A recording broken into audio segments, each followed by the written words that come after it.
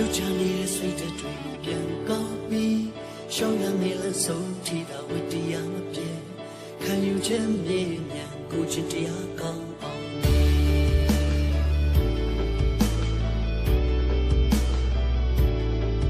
ဆိုရကိုတမိုင်းကိုကြာစွင်ကိုရန်ရင်ချမ်းရထားရမယ်ဒီကဘာမှချီရရီမန်တရားတွေ